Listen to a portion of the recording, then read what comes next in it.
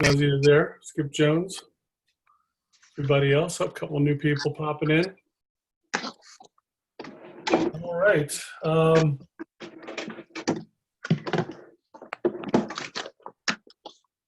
As soon as everybody's situated there, we'll get this thing started.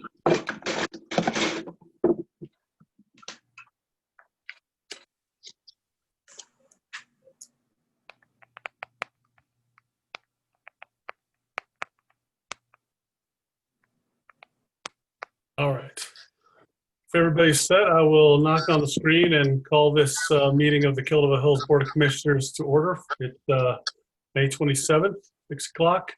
And before we get into the pledge, I'll say we'll try to be courteous to the folks who might be listening to audio only, and we will do roll calls as we have the last few meetings, so stating everybody's name as often as possible so nobody gets confused. All right, if you will, join me for the Pledge of Allegiance.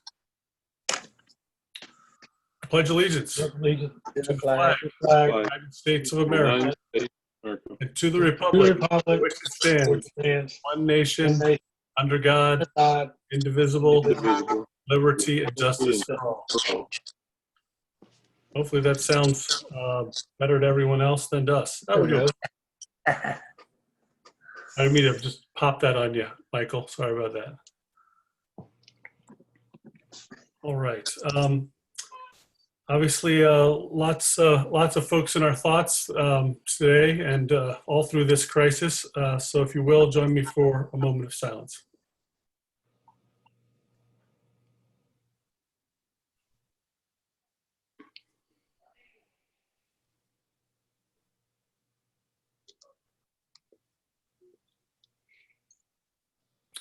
Thank you. All right, you guys have the agenda before you, so if you like what you see, we are looking to approve the agenda. Sorry, I'll turn my phone on. Mayor Commissioner McAvoy here. I move to approve the agenda. All right, we have a motion on the floor. Is there a second? Second, Terry Gray. We have a second from Commissioner Gray. Any further discussion? Hearing none, let's do a roll call vote. Commissioner Whitley? Good, yes. Commissioner Gray? Yes. Commissioner Ingram? Yes. And Commissioner McAvoy? Yes. All right, we have an agenda. The first item on the agenda is public comment. Do we have any comments submitted via email?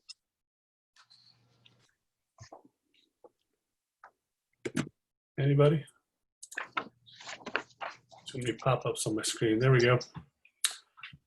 All right. If anyone who is not have any public comment. Oh, no public comment? No, sir.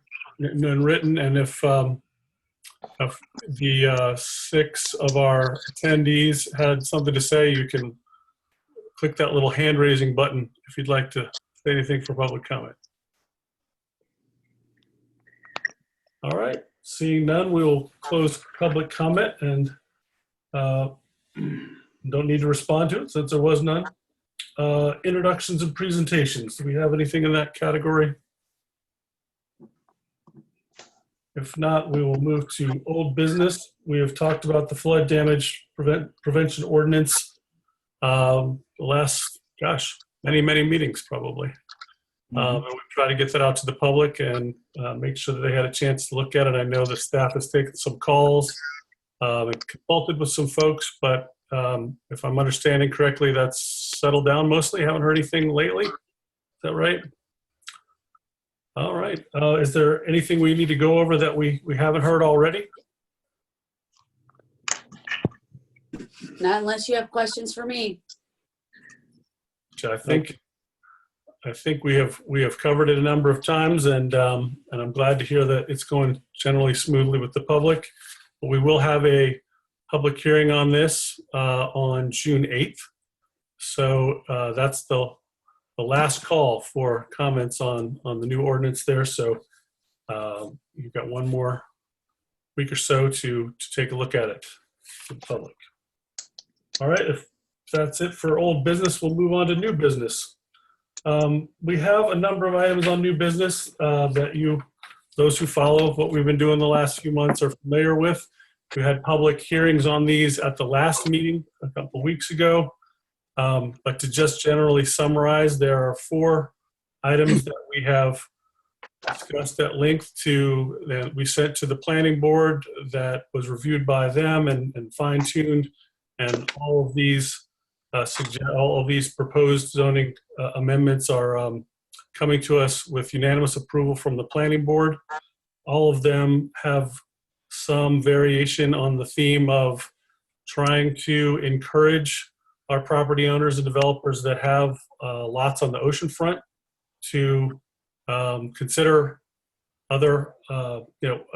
consider things other than the biggest and baddest house in town. Not that there's anything terribly wrong with that, just that as the neighbors and the neighborhood and the general look of the town is of our concern. We have found a few ways that we hope will encourage folks to consider cottage courts and cluster homes, as well as to make some of these homes safer by incentivizing fire suppression and a little more room for turning around in the driveway. That kind of sums up what we're about to do for A, B, C, and D. And then we got one more item that's E, that's really about trying to make it easier and smoother and more efficient for developers. If they're following all the rules, we'll try to streamline a little bit and be a little more customer friendly when it comes to that sort of thing. So the first one is item A, which is off-street parking and loading. We're looking at a reduction in the parking setbacks when you have, in order to, we're talking about structures with 11 or more bedrooms. And that's the one where we're hoping to have a marked aisle sort of in trade for that incentive of a better side yard setback. Would staff like to say that more clearly than I just did, or is everybody on board with what we're trying to get accomplished here? I'll ask 2 people questions at the same time. I can elaborate more if you'd like. All right. Just give us like the 2-sentence recap so that I don't, just for the benefit of the folks that might be with the press that are writing about it, so they know what we're talking about. Sure.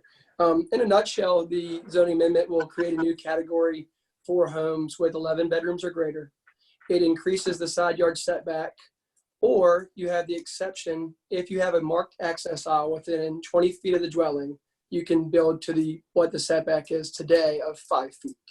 Will improve circulation, the safety of the parking area, and that's really the gist of it. But you nailed it pretty good there. Right. I'm trying to get it down to the easiest way for the public to understand what it is. It really is sort of a way to encourage having more room for cars to move around when you've got a really large home with 11 bedrooms, was it, right? Yeah. So we have covered this in previous meetings, but I do want to give the commissioners one more opportunity to weigh in or talk about it, and then we'll see how the vote goes. Did anybody want to make any comments about that at this time? No. No. You can't see. I'm seeing some head shaking. So if there is not further discussion, then we are looking for a motion on this item. And there's a consistency statement that will need to go with that. Mayor, this is John Windley. I will make a motion of approval. And I'll read the consistency statement now. The Board of Commissioners finds that the amendment to Chapter 153, zoning, off-street parking and loading, reduction in parking setback with marked access aisle for structures with 11 or more bedrooms is consistent with all the comprehensive plans or other officially adopted plans of the town of Caddo Hills that are applicable, and that the amendment is reasonable in the public interest because it improves safety. Well done, sir. We have a motion on the floor. Do I hear that's from Commissioner Windley? Is there a second? This is Ivy. I'll second. We have a second from Mayor Pro Tem Ingram. And is there further discussion? Hearing none, we'll do a quick Roll call vote, Mr. Windley? Yes. Yes, I guess you made the motion. That would be great. And I guess, Ms. Ingram, you're in. Yes. How about you, Commissioner Gray? Yes. Yes, and Commissioner McAvoy? Yes. I'm also in the affirmative. That motion passes unanimously. Congratulations on doing that. We have worked hard on that one for a long while, and I think it will really make a difference in the town. The next item is the cluster. Let me make sure I'm getting it right. So the next one's about fire suppression systems. I wasn't sure I had the right one up there. So again, similar to the drive aisle, we're looking at a requirement for additional setback for these larger homes in this new category. However, that setback can be reduced back to the 5-foot setback, or the original setback rather, with the addition of a fire suppression system that is, there's some other details about the fire suppression system of being inspected and that sort of thing. Did I recap that one all right? Yes. All right. So again, we're hoping this really improves safety with homes that are built to that size, which of course we're trying to discourage a little bit, but there are some large lots where this might take place. So if that was to happen in the future, this would help everyone sleep a little bit better, knowing that we've encouraged them to put there's a pretty good financial incentive to put a fire suppression system in homes of that size. All right. Is there any other comment about anybody want to weigh in on this ordinance? All right. Hearing none, we are looking for a motion. Mayor Terry Gray. I just think this is a good move on this particular one for safety.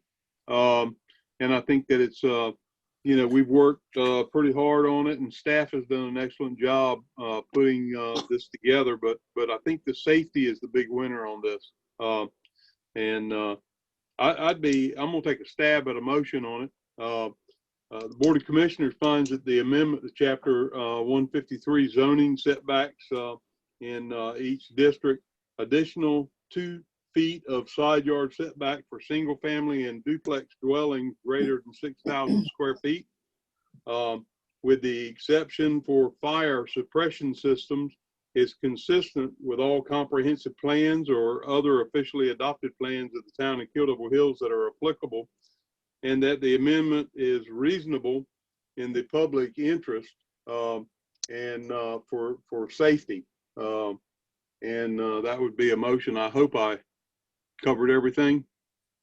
Cameron? Yep, sounds good. We got the thumbs up there. Okay. Thank you for that motion, Commissioner Gray. Do we hear a second? Yeah, Mayor, Commissioner McAvoy, I second that motion. All right, we have a motion and a second. Is there any further discussion? Hearing none, I assume Commissioner Gray is in? Yes, sir. Thumbs up for those not seeing us. And I assume the second is in there, Mr. Yes. McAvoy. Mayor Pro Tem Ingram, Yes. supporting, yes. And Commissioner Windley. 2 thumbs up, yes. Right. It's done. I'll second that emotion with 2 more thumbs up. So that motion carries as well unanimously. Thank you, you guys. Again, a great deal of creativity to get to these points. We had been trying to solve some of these issues for many, many months, sometimes years, and staff was really instrumental in getting us down this path of incentivization. So I'm really pleased with that progress. The next item is C.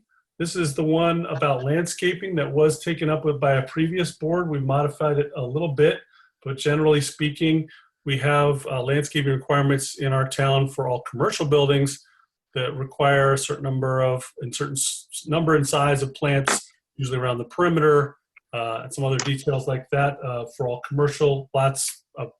Commercial lots of a lot smaller size even, but this would be for homes that are greater than 6,000 square feet of lot coverage, which is big. That if I have covered that adequately, I think staff is nodding. Generally close enough. All right. For those of you who want to look at the details, it's a couple pages, but it's worth a read. I think it will definitely beautify the town in the cases that we do have homes of that size, if and when they do get built, regardless of where they are in the town. Any other comments or questions about the proposal? All right. Well, hearing none, we are looking for a motion. Mayor, I'll move to approve the motion to amend 153.073 and include that the Board of Commissioners finds that the amendment to Chapter 153 zoning, landscaping requirements, modify landscaping requirements to include single-family and duplex dwellings with greater than 6,000 square feet lot coverage is consistent with all comprehensive plans and or other officially adopted plans of the town of Kildare Hills and the applicable and are applicable, and that the amendment is reasonable in the public interest because of safety. Terry Gray, Mayor, I'll second that motion. All right, we have a motion from Mr. McAvoy and a second from Mr. Gray. Any further discussion? All right, hearing none. Again, I'll assume that the motion by Mr. McAvoy is in the affirmative. Correct? Yes, it is. And the second from Mr. Gray is also Yes, sir. is in, yeah, a positive. Mayor Pro Tem Ingram? Yes. Yes, and Commissioner Windley. Yes. I'm in as well. So we have another unanimous support for another great amendment to our code for the betterment of the town. The fourth and final one that has to do with large homes that we've been talking about is something we covered previously with a previous board, where there's a incentivization to consider cottage courts or cluster homes instead of one large home, particularly on large lots. That was originally designed, that piece of code was designed to apply to 100-foot frontage in the OIR, in the Ocean Impact Residential Zone. This change to 153.310 would allow that to also take place in lots that are only 75 feet wide, of which there are several in the town. And hopefully this will give those property owners the opportunity to try something different other than a very large, bulky home, to consider cottage courts, which may be more financially viable, given that that was not something that's currently allowed, but this is something we would allow if this motion passes. Does anybody have any questions about this proposal? We've covered it at length. Again, it's supported by the planning board unanimously. So I guess we're going in that direction. Who would like to step up to the plate for one more motion? Mayor, John Minley here. I'll make a motion of approval. The Board of Commissioners finds that the amendment to 153.355, I'm reading the wrong one. My bad. I'll start over with the consistency statement. A motion for approval. The Board of Commissioners finds that the amendment to Chapter 153, zoning, cottage courts, and cluster homes, modify cottage courts and cluster homes and minimum lot dimensions abutting North Carolina Highway 12 is consistent with all the comprehensive plans or other officially adopted plans for the town of Kildare Hills that are applicable, and that the amendment is reasonable in the public interest because it promotes diverse housing in the Ocean Impact Residential Zone. Consistent. Yeah. Terry Gray, Mayor. I'll second that motion. All right, we have a motion from Commissioner Windley and a second from Commissioner Gray. Is there any further discussion? All right, hearing none, we will consider John affirmative. Terry, affirmative? Yes, sir. Yes, sir. And Mayor Pro Tem Ingram Yes. and Commissioner McAvoy. Yes. And once again, we have 5 for 5, a great addition to our code to encourage the kind of development that many folks in the town would like to see in the OIR. All right, so the fifth item in new business is to modify our approval process. This is for permitting commercial uses so that they can be done with the administrative process, approval process, in the cases in which all the boxes are checked, all of the rules are applied, and they're not looking for any sort of special attention that needs to be brought to our attention here at the Board of Commissioners. Staff, would you like to fine tune that a little bit for us, or did I hit that one all right? You hit it just fine. If it's a permitted use and it meets all aspects of our zoning code, then it would go through the administrative approval process, which would be much faster. Cost them a lot less paper wasted. If they need to have an exception that the Board of Commissioners is able to offer, then they would come to the board. Also, if they were denied for some reason that they do not agree with, that would also come to the Board of Commissioners. Right. And so in cases where all the ducks are in a row and everything is hunky-dory, we can streamline that in cost and time, hopefully in time cutting it by a third or close to a half, right? From possibly 3 or 4 months down to 6 weeks. 6 weeks. Yeah, that is a big improvement. That will really help folks out. So I hope that that encourages folks to learn all the rules and get it right the first time. There we go. Does anybody have any questions about this item? No questions, but I do have comment. Sure. If it's appropriate, I'll give that comment now. I actually am not inclined to approve this amendment, and I do feel that as elected officials, we are elected to oversee this. It's not a power that I am looking to relinquish, or and I don't believe it's overly burdensome in my mind to have us review those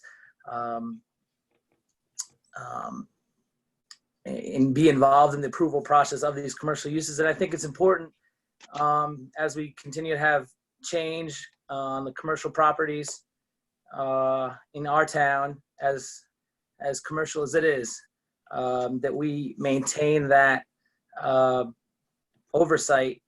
And I haven't felt it. I've talked to prior commissioners. I don't feel that, it's overly burdensome on the commissioners for sure. And I do understand that it has an expense, and it can difficult or burdensome on somewhat on developers, but I feel like it's a necessary check and balance that I personally am not willing to give up. Good comments. Good comments. Not in the effort to sway your opinion, but just generally to have a discussion about it. I guess the situations these would apply to would be situations in which we really wouldn't have an opportunity to place any burdens in the way if they've checked all those boxes. Is really not anything other than sort of perfunctory at that point. When there are things that are in the code that require commissioner's approval, then of course we're gonna see those. The other thing is this will be reviewed by planning board, correct? That's part of the problem. It's not planning board. Not on those. No. Otherwise, the plan. If it's a permitted use and it meets every aspect of the code, the planning board can't change anything on the site plan because it meets our code. So it's just going through a process where nothing can be modified because it meets our code. If there was something on a plan that the board did not like, then we would have to modify our code so that that couldn't happen again. But we can't, if it meets all the requirements of the code, there would be no measure that the planning board or the Board of Commissioners could take to change that site plan. Right. So I guess to Commissioner McAvoy's point, if there were things that we wanted to change that we thought, well, we missed an opportunity there. We want to go in a different direction when it comes to this code or that code. Whenever that came to light, we could address those, but we wouldn't be able to address them with the builder or the applicant that was coming through at that time anyway. The other point I would bring is that we can all look at those plans at any time we want to, right? We can come in and take a look at whatever's coming through the process. And staff would keep the board up to date on any commercial plans that were coming through or were in the administrative approval process. That would be something that we would do just to make sure that the board was informed about what was happening in town regularly. We don't do that for single family dwellings because it's very common. We get single family dwellings almost every week. But with the commercial development, that would be something that we would be more than happy to share with the board of the submittal and how the process was going and if it was approved and when it was approved. We would definitely keep you in the loop as to, so you would be informed when someone asked you. Right. Sort of a parallel process that doesn't hold things up, but keeps us informed. Correct. I think that was my concern as well, just that, just some kind of to include some kind of process of notification, just like you said, Meredith, so that we're not, hey, I heard this is happening or in process, or, if we could be just kept in the loop on those. We can inform the board when we have a submittal. We can inform the board if the submittal meets the code and is going to be able to be approved administratively, or if it doesn't meet the code and it will be going through the planning board of commissioners. There are updates that we can give you guys with every single commercial site plan, and that wouldn't be very much for staff to do. We have a lot of little stuff for commercial site plans, but new commercial is, It's highly engineered nowadays. Yeah. it would not be a problem for us to keep you well in the loop as soon as we're in the loop. We get asked a lot of questions too that are rumors, but until we get a piece of paper that says they want to do something, it's just rumors. So as soon as we got a piece of paper, we would inform the board of a submittal via email. And if you wanted to come in and review it, if you wanted to understand it better, we'd be happy to sit down with you anytime to do that.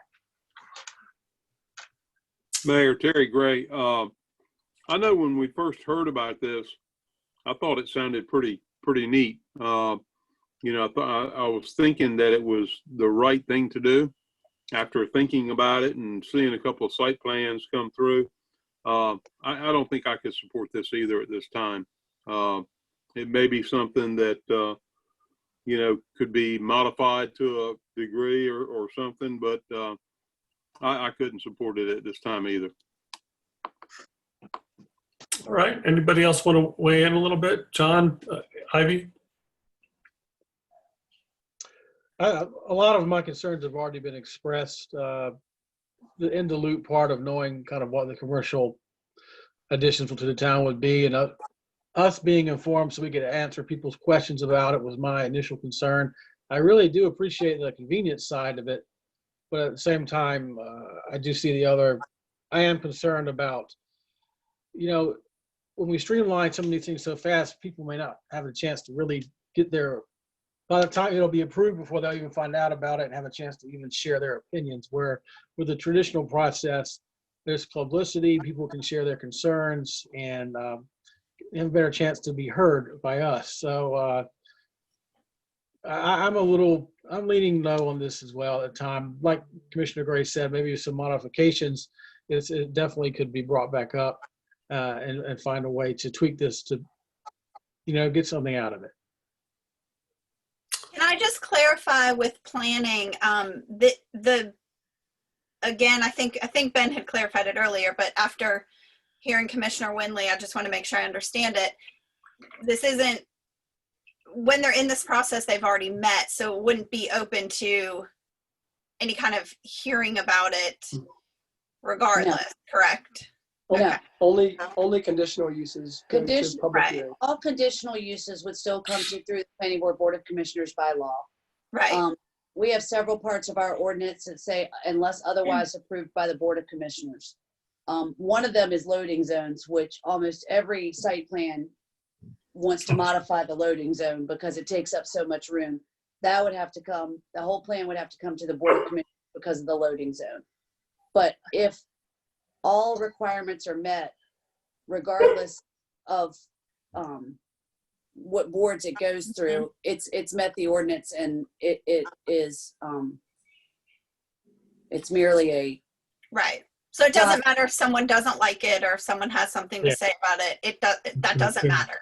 This is simply a stamp it make it look Yeah. pretty, that's it. If it's a clean commercial site plan, yes, that is exactly what it is. So yeah, the goal is our ordinances are getting the kind of development restricted in the ways that we have developed over many, many years, all have to be done. So those things are all in place. And just to add to that, Dare County and Duck both do this process. They do administrative review for permitted commercial site plans. There's not been, from my conversations with them, there hasn't been a lot of outcry from the public that it's not going through a long process, and the developers very much appreciate it when they're trying to get through the process, because it is a very lengthy process. And when we get plans that are 50 or 60 pages deep and they've got to present us with 10 sets 3 times, that gets very voluminous for them. So that's why we recommended it, because if it is a clean site plan, we're holding them up waiting for meeting dates. And to add to that, for a good example of the site plan that you guys looked at, say a month ago for Harris Teeter Fuel, they had checked every box. And, if we had public outcry or not, they met the rules and regulations at the time that they were reviewed and submitted. So there was, very little we could have changed about it. Well, and I just want to reassert that, I respect everybody's opinion. I just think we should be involved in that process. I really do. I think that we're elected to kind of oversee what happens here, whether it be commercial development or whatnot. So although we could be put on notice and come down and review those plans, I don't feel the burden outweighs I don't feel like it's a detriment that needs a modification. We talked to Nag's Head, and they haven't done it, and I don't believe Kitty Hawk has done it, but I'm just not swayed as it being overly burdensome. So that's my position.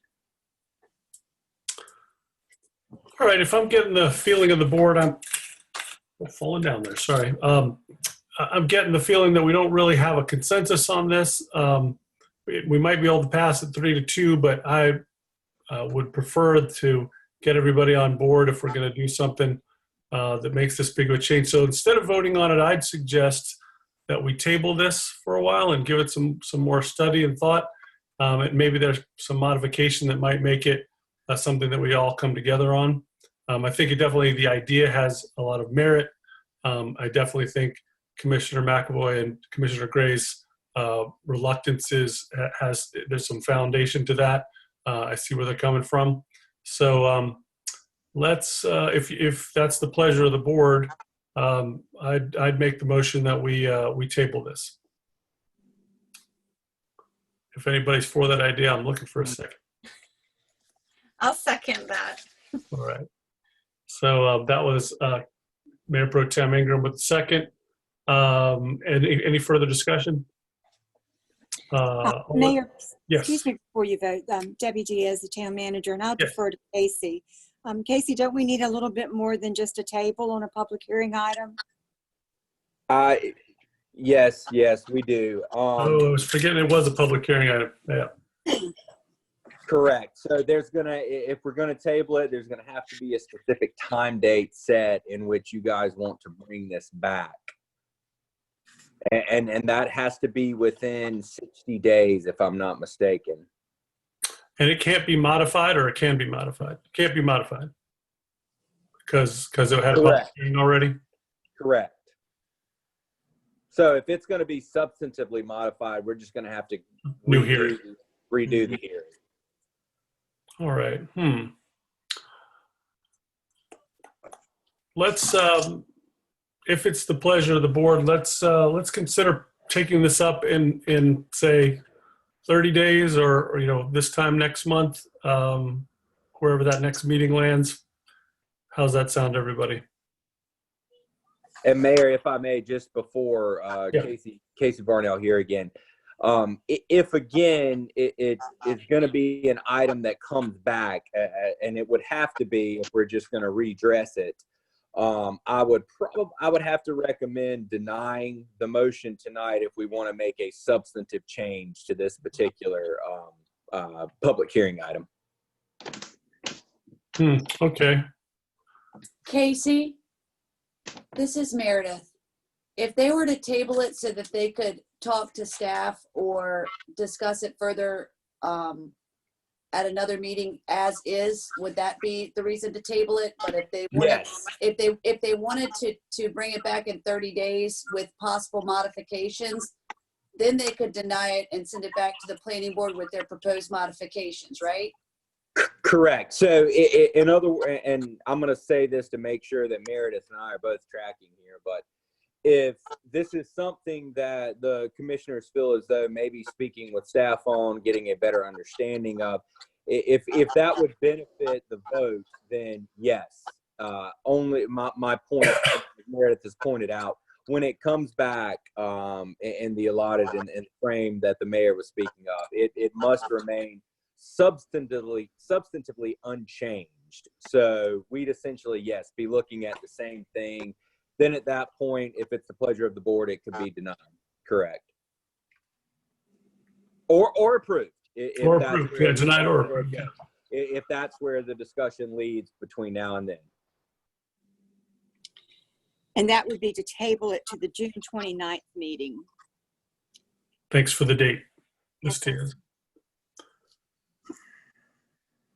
All right, so I guess, just taking everybody's temperature, Mr. Gray, Mr. McAvoy, how do you feel about what you just heard? You think there's learning more about how this is written and it's substantially the same, something else that's going to change your mind, or you feel like I really think this in its current form is not worth pursuing any further? I'll speak to that. Commissioner McAvoy here. I don't believe I'll be swayed in any way. I guess I don't see any harm in tabling it, but I think I've reached an opinion that will not change, but that's up to everybody else. How about you, Mr. Gray? No, I don't think I could support it in its current form. I think it would have to be, worked on a little bit and come up with something a little bit different. I couldn't support this. All right. Well, this is one of those moments where the mayor has to make a call here. I guess I'm of the mind, but I prefer that, especially early on in this group's deliberation, that we move a little more in lockstep. If it was one dissent, that'd be one thing, but a 3-2 vote isn't ideal in my mind. So let's see how the vote goes. Let's see. So that the motion then would have to, I guess we have to take back the motions that already went out there. Is that what we're doing? We have to make a motion that says. You have a motion and a second. You need to call for the vote on it. Right. Or you need to, or rescind your motion in second. Right. That's right. Right. That's what I was trying to figure out there for a second. Amen. So I'll rescind my original motion. The second was by, trying to remember now. I think I did it. Ivy. It was Ivy. That's right. Ivy. So if rescinding is all right with you, Ivy? Yes? Yes. For the people with no video. Yes. And the new motion will be a motion to deny. Did And is there a second? I'll second that. John Windley. Okay. So for clarification, before we go on to vote, is this, so we're denying the motion and will not be revisiting it? Well, I think we can revisit the idea, but in a different form, and we'll see if we can find something that has a little wider. Because for the record, I do like the motion, and I even like it as is. So I agree that it looks nice to all agree on motions, but I do see the value in streamlining a process, reducing paper. So I would like to see it be reconsidered in maybe a different format is what I'm saying. Right. That's kind of why I made the motion. Is I think that we do have some support for this idea, and there might be a way to craft it in a way that alleviates people's reservations and gets us all moving forward in a way that we think is right for the town in a unified way. I just wanted to clarify that. Yep. Sorry. I appreciate that. I'm glad you said that, and I agree with you on that too. So we have a motion on the floor. It's seconded by Mr. Windley. Is there any further discussion? Hearing none, I'm in the affirmative. I assume Mr. Windley is in the affirmative. Yes. Mr. Gray Yes, sir. and Mr. McAvoy Yes. and Ms. Ingram. Yes. All right, we will take this up on a future agenda and hopefully come to something that can help out and streamline, but also check the boxes for everybody a little bit better. Good discussion. Good discussion, guys. Appreciate it. Moving on to our agenda, we're now on item 2, which is the appointments. We've got some appointments to make to the Zoning Board of Adjustment, the regular members, the alternate members, the Animal Control, Dangerous Animal Appeal Board, and the Community Appearance Commission. You have all of this in your packet. I printed that one out so I don't want to get too lost. So item 2A is the Zoning Board of Adjustment. So we've got item A1 is regular members and item A2 is alternate member. So Mike Loack and Kevin Cox terms as regular members of the Zoning Board of Adjustment expire in May of this year, May 2020. And Natalie Painter's alternate member term expires in July of 2020. So we have found that all of them have expressed a desire to be considered for reappointment to another 3-year term. You have their appointment histories in their packet, their service record, if you will. No other new applications have been received since they were last copied to the board. So if you are in favor of these 3 fine folks continuing to serve the town in this way, a motion would be in order for those 3-year appointments, 2 regular and 1 alternate. Mayor, Commissioner McAvoy, I'm sorry. A motion, I make a motion to make those 3-year appointments, 2 regular and 1 alternate to the Zoning Board of Adjustment for terms that will expire May 2023 and July 2023 respectively. And that is Michael Loack, Kevin Cox, and Natalie Painter as the alternate. Terry Gray, Mayor. I'll second that. All right, we have a motion and a second. Any further discussion? Hearing none, Mr. McAvoy, I assume, is in the affirmative, Yes. and Mr. Gray is in the affirmative. Yes, sir. Mayor Pro Tem Ingram Yes. and Commissioner Windley. Yes. And yes for me.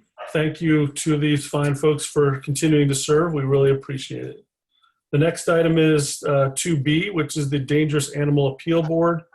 Our good friend Sue Kelly, her term as a member of that board expires in June. She's expressed a desire to be considered for reappointment to another 3-year term. You also have her appointment history in your packet. No new applicants have been received there either. So this again would be a 3-year appointment that goes through June 2023. Mayor, I'll make a motion to approve Sue Kelly for the 3-year appointment to the Dangerous Animal Appeal Board that will expire June 2023. Excellent. Thank you for that, Ms. Ingram. Is there a second? John Windley here. I'll second that motion. All right, we have a second from Mr. Windley. Any further discussion? Hearing none, all in favor, please. Oh, okay. It's like habit to say that. So let's see. Mr. Windley? Yes? Yes. Mr. Gray? Yes, sir. Mr. McAvoy? Yes. Ms. Ingram? Yes. And yes for me. Thank you, Stu Kelly. She works hard for us for many, many years. We appreciate all her hard work. Item C is the Community Appearance Commission. So this is Robert Schiffer's resignation. There's a vacancy on the Community Appearance Commission that expires that would have expired on October 2021. No new applications have been received since our last board, so a motion is in order to fill this vacant position for the remainder of the 3-year term that will expire October 2021, which is a year and a half about away. Mayor Terry Gray. Yes. I'd like to have a little bit of discussion on this, being that Commissioner Winley serves on that committee. Mhm. And I'm prepared to make a motion to appoint Christine Malman, and I hope I pronounced that right. I've worked with her on the West Side group, and she's been an excellent volunteer and does a great job there. But I'd like to, hear Commissioner Winley's thoughts first, being he serves on that committee as well. I've seen the excellent group, the work done by the West Side group, and anybody from that group interested in the Community Appearance Commission would be welcome.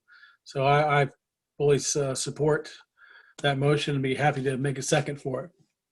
Mayor, I make that motion then. Excellent. Second year. We have a motion for Mr. Gray and a second for Mr. Winley. Any further discussion? Hearing none, I assume we have a Gray and a Winley. Do we have a McAvoy? Yes, we do. And do we have an Ingram? Yes. Oh, your mic was off. Sorry. So Yes. she's saying yes. Yes, Okay. I know, sorry. I have a puppy, Making noises. Mine was puppy making noise. I'm trying to keep it quiet. Video Yeah, conferencing. see it. The joys of working from home. And that's an affirmative for me too. So we have a unanimous appointment there. Thank you for bringing that up, Terry, and for the support. Yes, sir. All right. So moving on down the list here, I have to pull this up. The Outer Banks Regional Hazard Mitigation Plan. I'm sorry, my iPad always turns off and then I haven't memorized this number yet.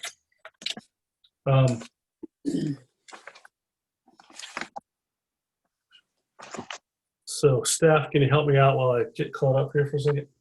Absolutely. The Outer Banks Regional Hazard Mitigation Plan, over the past year and a half, we've worked with Dare County and Currituck and all the incorporated municipalities with the consultant Wood LLC consultant group to update the hazard mitigation plan. This is required by FEMA every 5 years. It has to be approved by FEMA every 5 years. It also provides us with points for our community rating system, which offers discounts for our flood insurance policyholders in Killable Hills. Previously, we had a regional hazard mitigation plan that included 7 counties. The hazards are very different once you leave the ocean front. So this plan is much more concise. I say concise, it's 694 pages long.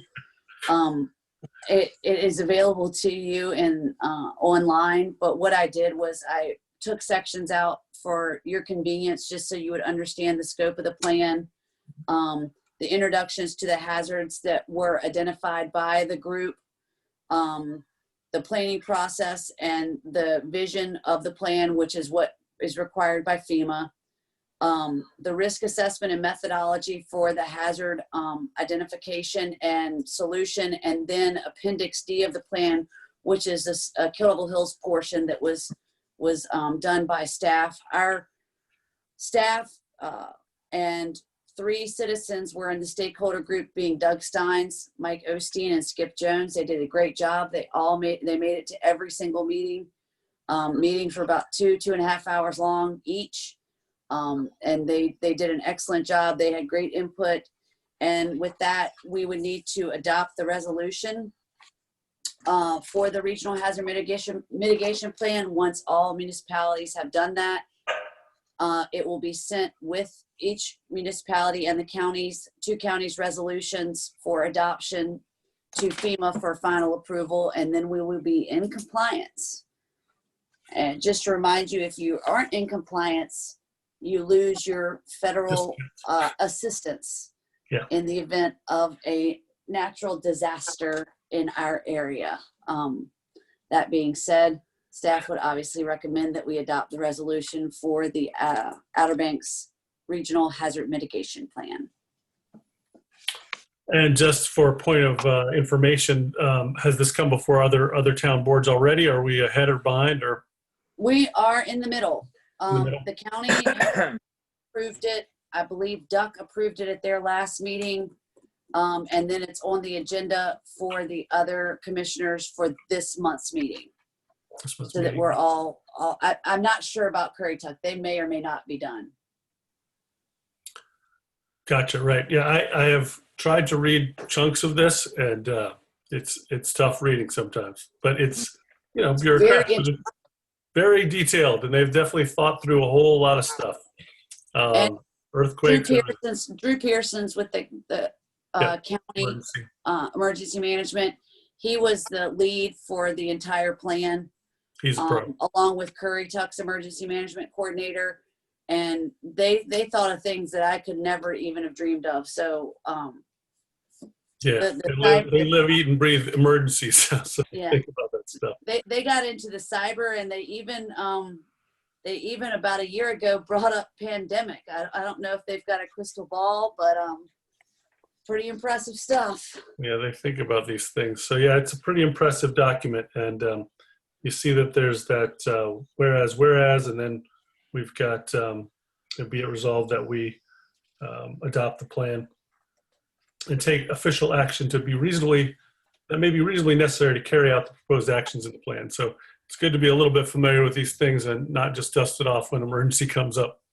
But Drew probably has it memorized, so we'll lean on him. Yeah, and for the board's purposes, focusing on the section D is really the list of hazards that are Killable Hills and how Killable Hills plans to try to address them or plan for them is the nuts and bolts. And that's what we update annually for our CRS, and for the plan, we update that section D, that matrix that you see there annually, where we talk about public involvement. We talk about possible ways that we can help mitigate some of the hazards that have been identified in this 694-page document. Yeah. Tornado, wildfire, winter weather, all that stuff. All right. So you can see where we're going, folks. Does anybody have any other questions about it or comments? Otherwise, we're looking for a motion to approve. Mayor Terry Gray, I would move that we approve new business item number 3, Outer Banks Regional Hazard Mitigation Plan adoption, and the attached resolution. I think that covers you, Meredith. As long as we're doing the attached resolution, yes, sir. Attached resolution. I think I got that in there, hopefully. Yeah. All right. We have a motion on the floor from Mr. Gray. Do I hear a second? I'll second it. Got a second from Ms. Ingram.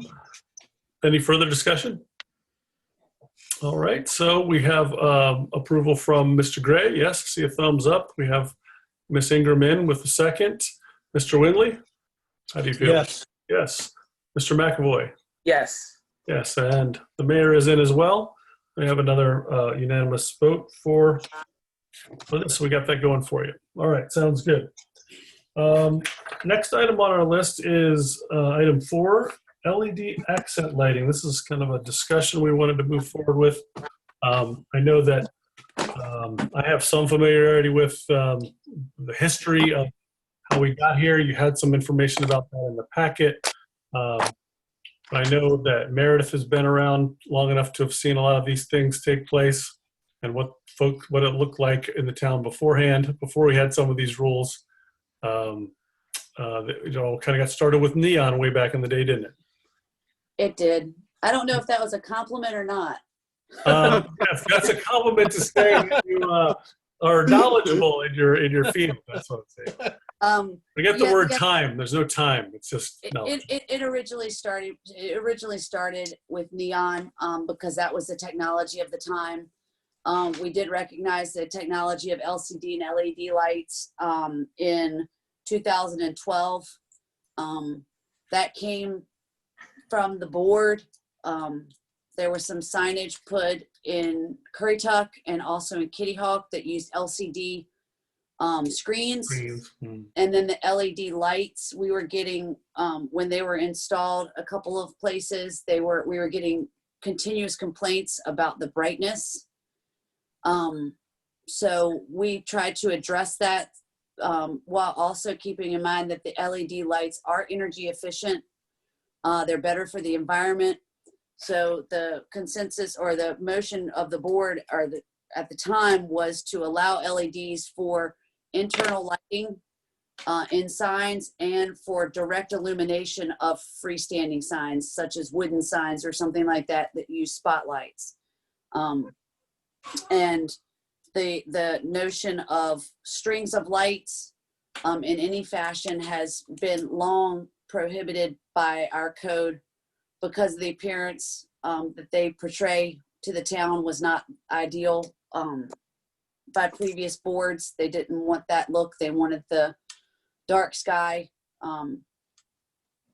stars and things like that, versus we do allow strings of lights at holidays, including through the Christmas holiday, just at Thanksgiving through New Year's, and then a couple weeks around the 4th of July. And we have several businesses that take advantage of using those strings of lights at that time. I put in my memo several things to consider. I don't think I need to go over them unless you would like me to, Mr. Mayor. Which ones were you talking about? I'm scanning On through. page 2, I said, should the board consider revisiting of LED lights? Staff recommends considering the possible impacts. I don't know that you even want me to go over that or let y'all just discuss that. Right. Okay. I see where you got. Right. So yeah, we open. Yeah, there's some shifting feelings about aesthetics, I think, coming through this board that might differ a little bit from previous boards. And then there's also some shifts in the way our neighboring towns have interpreted their own code. They may not have changed the code, but they've changed inspectors who then interpret their code differently. So I noticed that in Nags Head, they also had a prohibition against sort of strings of light, Christmas lights, but they have recently sort of recategorized, I guess, or accepted as a different category those commercial level bulbs that are about yay big on a long string that the box they come in says something like event lighting or something like that. And I think generally folks I've talked to anecdotally have said, those are a kind of upscale lighting look. They're not super bright. They give you a nice low lumen level, but from a business's perspective, they are attractive and I guess businesses want to attract attention in an attractive way. And then I get that in the past, Christmas lights considered to be a little lowbrow. Maybe that has changed over the years. I know there's a lot of tourism destinations in Florida and in Colorado and the mountains that run Christmas lights on trees and on poles all year round and do it in a tasteful manner. But I don't want to assume how anybody feels about any of these things. Just to put a point on it, of course, we're talking about rules throughout the town, and we're mostly talking about commercial standards. So it's not about a specific site, but there is a specific site that has a current violation that you maybe are familiar with some lights. So that is sort of one of the catalysts for the conversation. I think in the case of that business, the lights are facing outward, which makes them not compliant. Am I reading that right? No, the lights are wrapped around the entire roof line of the patio area. Right. And that is not allowed. It's unless it was considered signage, and it far exceeds the But it's not allowable signage, signage for the right. It's not lighting something up. It's just shining out into the sky so that it doesn't. and right now the only LED lighting that is allowed for internal illumination of signs or direct illumination of signs. So if you take that and extrapolate it to LEDs on the roof, then that becomes a sign, because that's the only place it would be allowed, and it exceeds the the minimum sign, it exceeds the maximum sign allowance for the development. Right, yeah, it's stretched to even call it a sign, I guess. But And we've had a lot of conversion of our parking lot lighting. Dominion is doing a lot of conversion to LED, and we've been working really closely with them because we have gotten tremendous amount of complaints.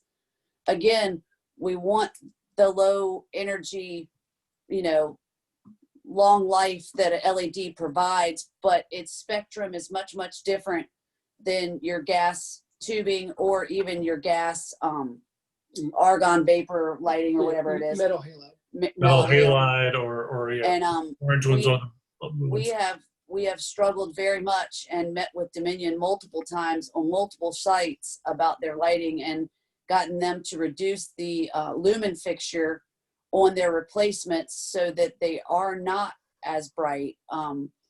But that is safety lighting and it's a bulb, so it's still not in the signage realm. It's safety lighting. For a Were these parking lot. lights the lights that were offensive? Were they tripping above our lumen standards, like in a lighting plan?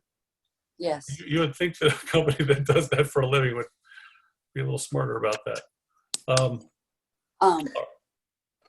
And all right. also that I would report on other towns. This is not strings of lights because I didn't know that that's specifically what I was being asked about. I was just trying to go into all the different lighting requirements we had. Sure.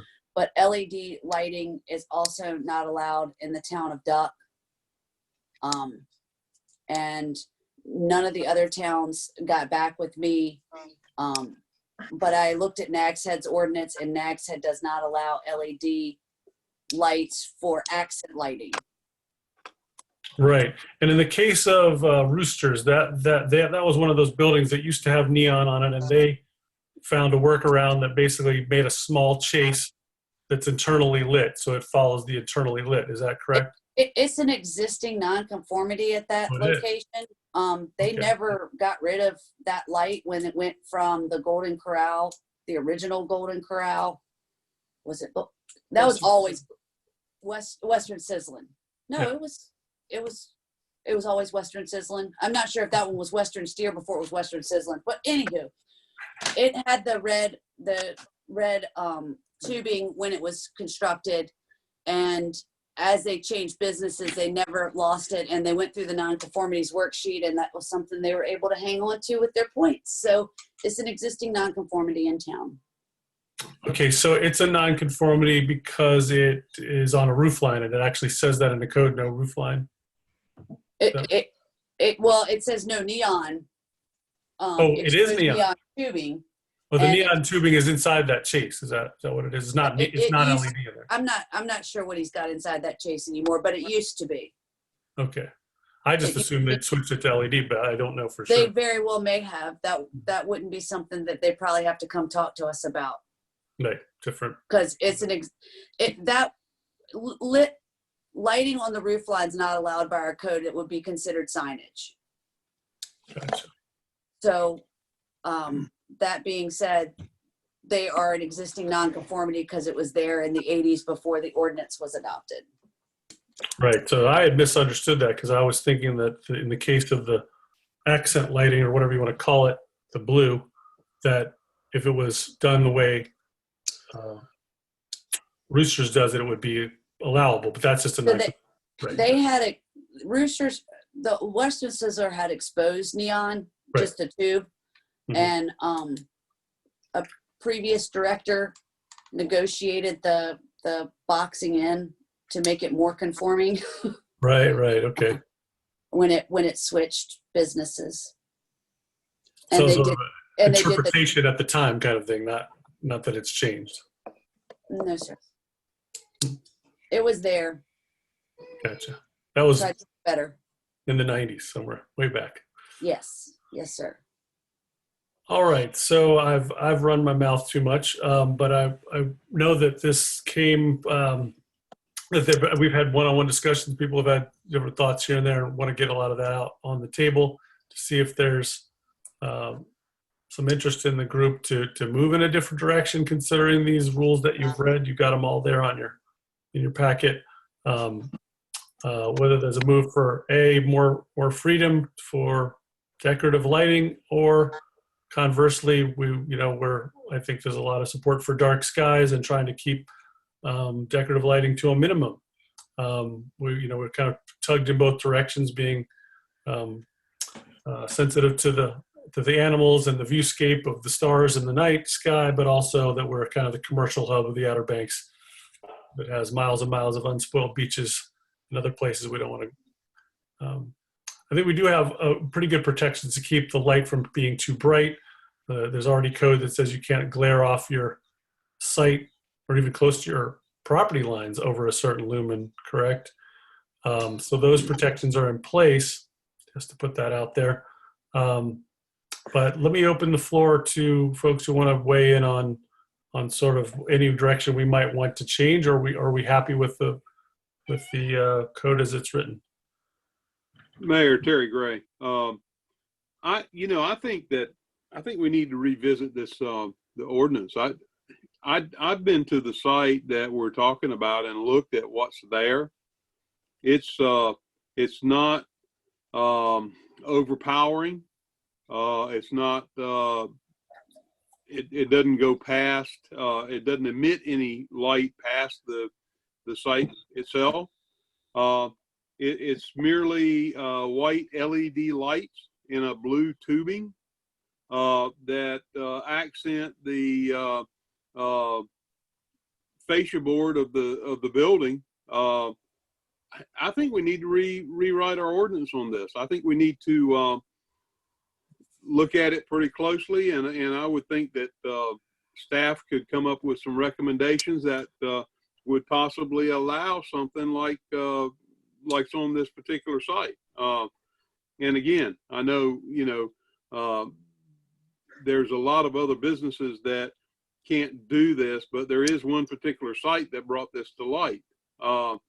I've been by and looked at it. It's just not, it's not obnoxious. It's not offensive. And I think it actually looks pretty good, to be honest with you. That's my 2 cents. So what I'm hearing you're saying is we're trying to find, if we want to go in that direction, we would be looking for language that would allow that kind of thing, but not make sure that it sort of contains unintended consequences kinds of things. And we just got to think that all the way through to make sure we. Yes, sir. I wouldn't want to see much more than what's there.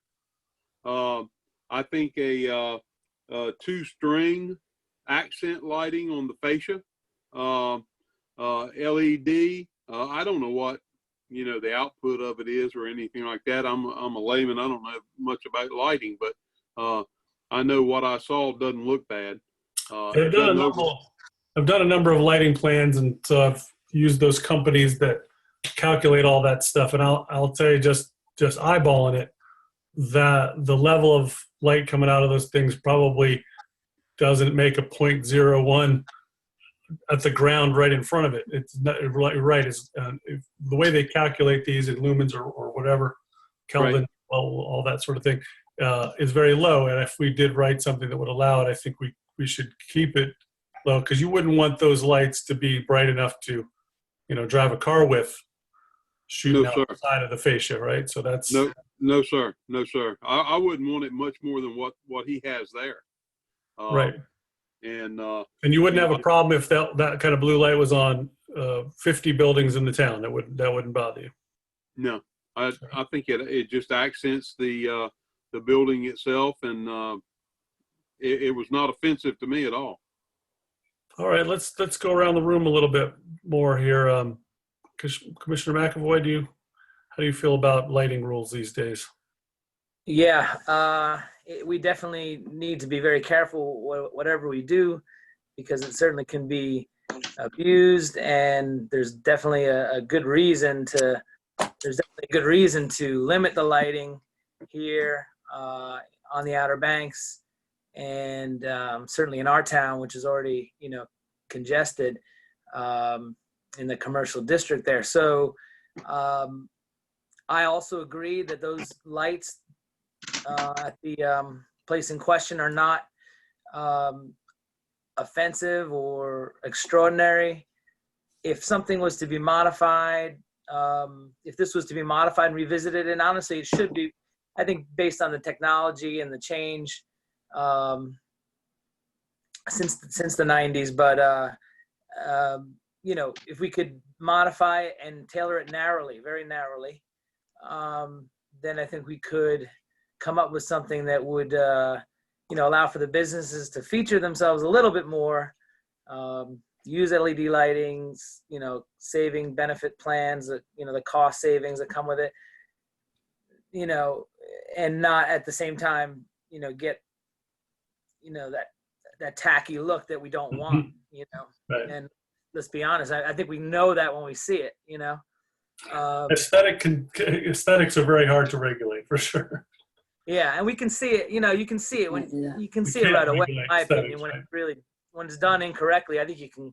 You don't. Maybe not everybody knows how to define it, but when you see it, and we definitely need to avoid that from happening.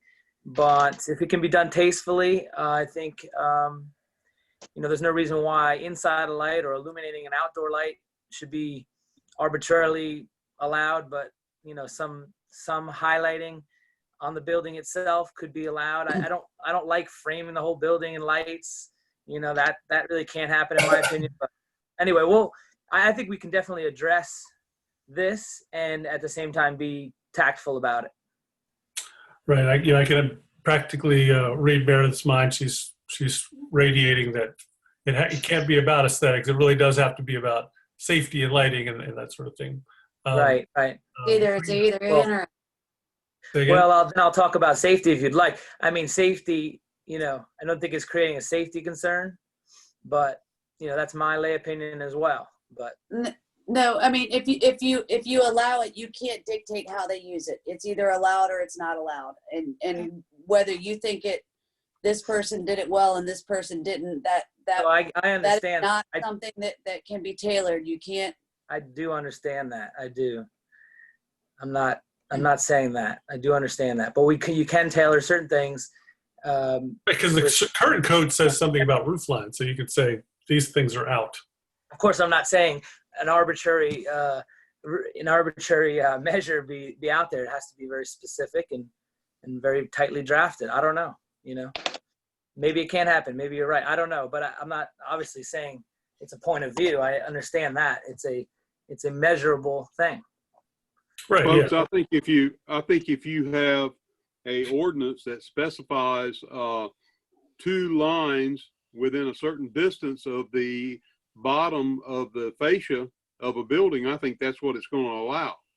And I don't think you're going to arbitrarily have somebody outline a roof line if you specify where it's going to be. That's my opinion.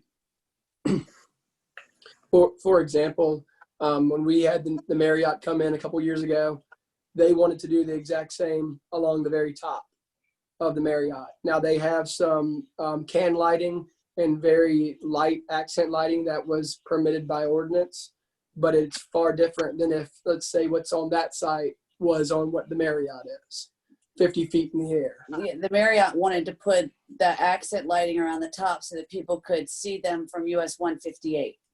I understand that, but if you write an ordinance that prohibits it from being more than 6 inches from the bottom of the fascia, they can't put it on the top.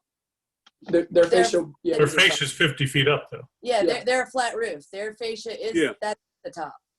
Well, then you'd have to look at putting some sort of elevation limit on it from the ground level then. Sure. Yeah. Well, I mean, where there's a will, there's a way to draft it, of Yeah, course. I mean, you can make it as hard as you want, or you can make it as easy as you want to kind of give a little bit of leeway to being able to do something. Good points. Good points. Winley, I see your gears turning over there. What are you thinking? I support making I like the phrase used earlier, upscale lighting, giving the business community a little more tools to make their businesses look nicer, but also really keeping things in line, like maybe a height restriction like was just discussed, or doing it in a way that looks clean and nice and neat. I know we can't regulate opinions like that, but I still think we can probably give the business community a few more tools to make their buildings look nicer. Ivy, we've talked about turtles and glare. What's going through your head? Well, I just think it's an incredibly slippery slope that could easily. Am I on mute? Okay, you can hear me. And so I just would want to be very, very careful. It does make me nervous, although this particular site, I've seen it. I live very close to it. I've seen it multiple times. I don't find it particularly offensive, but I also don't want, unlike Terry, I would not want to see 50 buildings in our town with that. I don't want to go down the bypass and see that. I don't think it's consistent with land use plan. I would guess it is probably not what others would want to see, but I don't know. So I just would like to be, I think we need to be very careful. Yeah, it's a tricky one.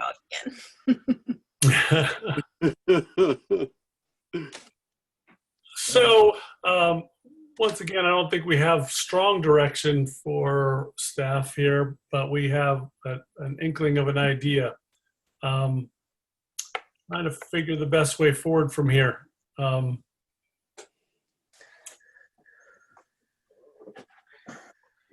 Let me just circle to a different topic and we'll circle back to the LED in a second. So if we're addressing lighting real quick, how do people feel about those event lighting that you'd see like at a wedding under a tent or like you see at Booty Treats down in Nag's Head? And I think there's a couple other places that have it, Mulligan's.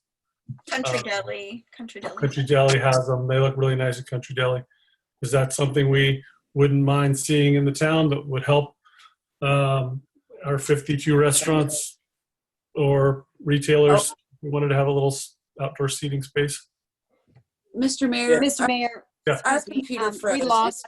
What kind of lighting you're talking about? So the kind of light I'm talking about usually has a bulb about yay big, but Oh, you're talking about strings of lights. strings lights, they're not Christmas lights, but they're sort of the decorative outdoor Cafe event light. lighting.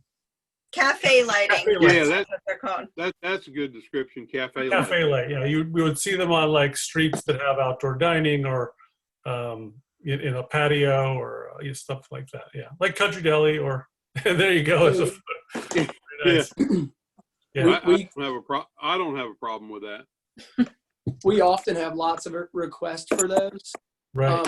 We've also had people complain about it because more than half are burnt out and they don't look very good. So there's certainly things to take into consideration, but a lot of requests for them. Yeah, the Outer Banks keeps progressing and more and more expensive to be in the game. So maintenance is less and less of an issue. Back in the day. If we did allow them, couldn't the ordinance speak to them having to be maintained, kind of like we did with the banners? After the banners get a certain amount of fragrance, they have to be replaced.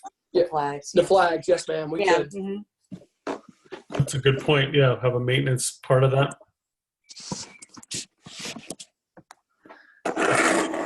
Did your cat take out your laptop, BJ?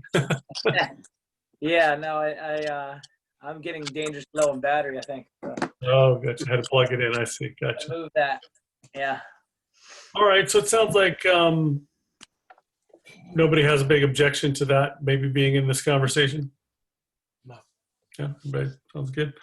So circling back to a decorative light, I think if we were going to make some generalizations about the 5 sets of comments that have come out that we're not opposed, don't think they look necessarily badly. We're a little bit concerned about proliferation, and there's a little bit of concern about height. But if we could find a way to put a box around that that would allow a little bit of it for decorative purposes, we might have something that we all could get on board with. Did I sum that up pretty well? You did. Yes, sir. All right. You Well summed it up very well.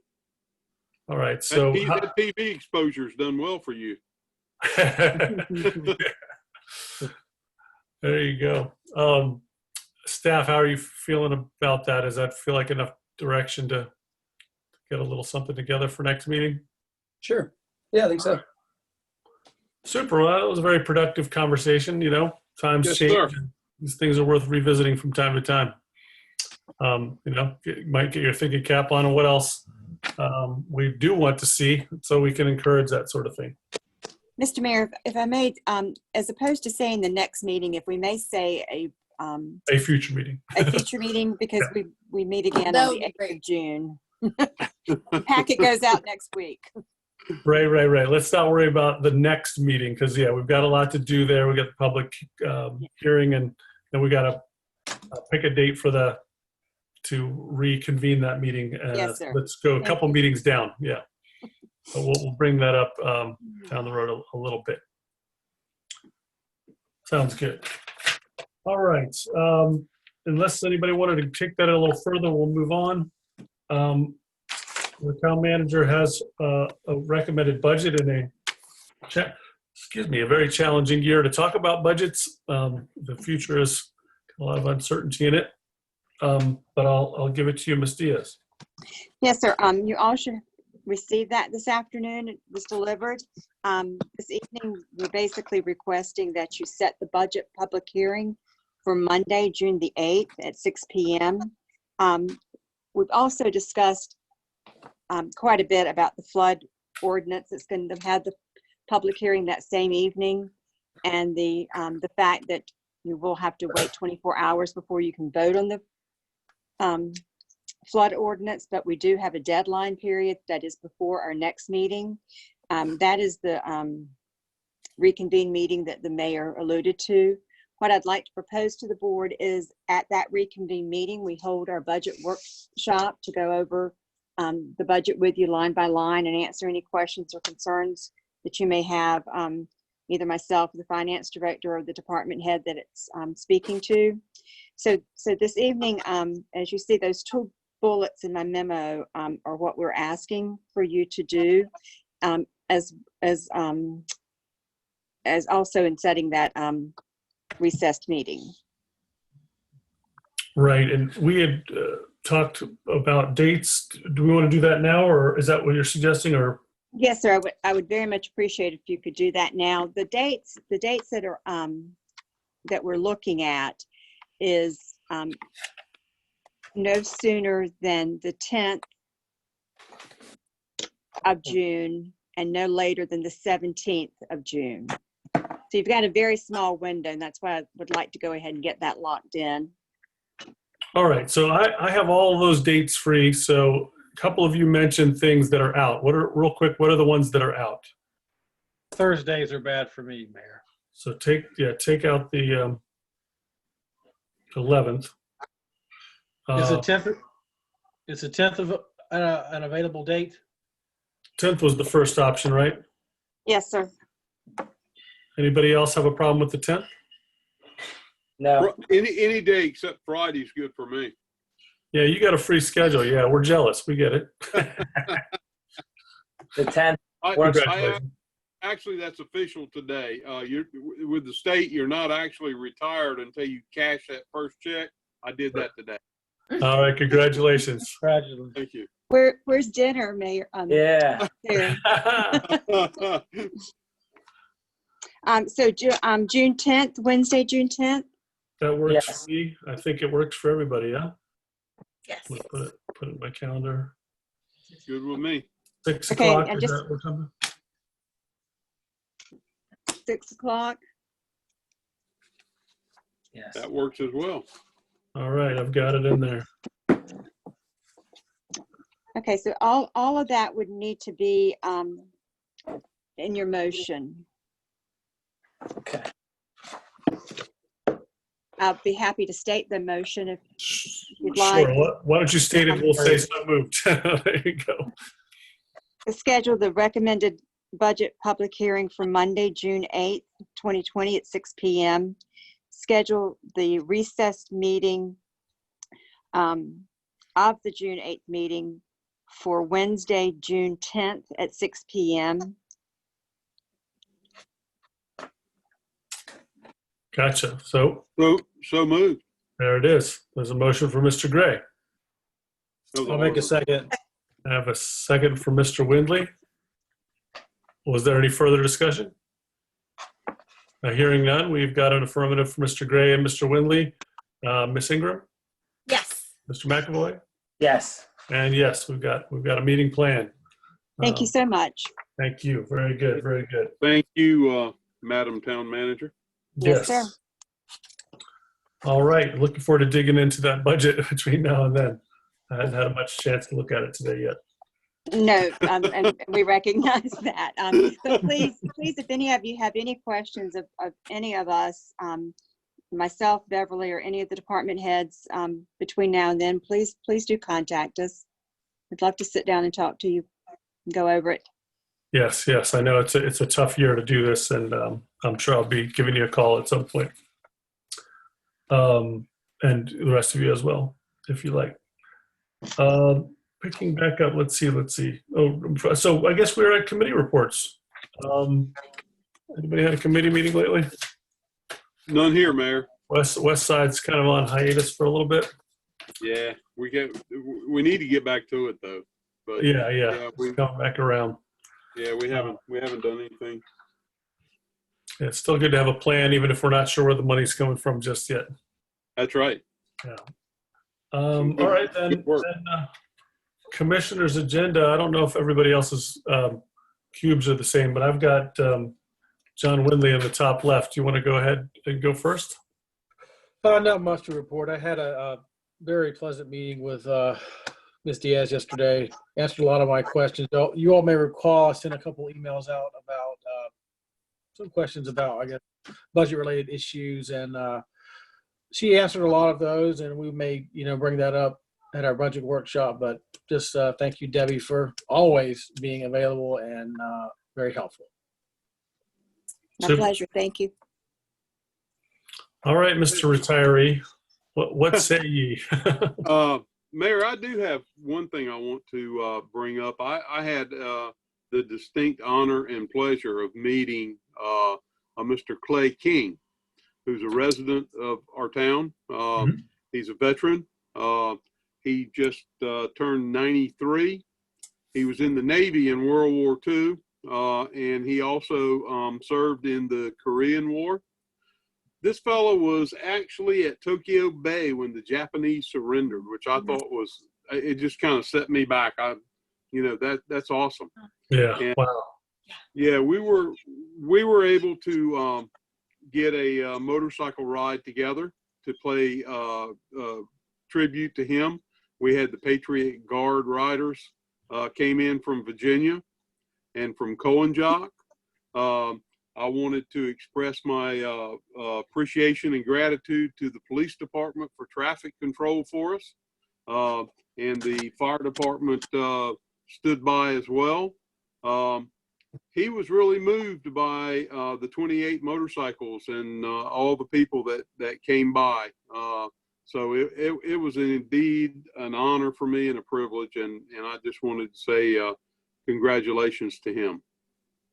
Yeah, that's something else. That's always amazing to hear that somebody was at a moment like that in history so long ago. Yeah. Mm-hmm. That's all I have, Mayor. All right. I was going to say before you get off the podium there, you had mentioned something to me, and I don't know whether we wanted to pick it back up about recognizing the pilot, but I didn't want to drop the ball if that was something we still wanted to look into. The helicopter pilot. Yeah, and we do need to do that, Mayor, for Chad. He always put a extra effort in to make sure he flew the helicopter on the National Night Out.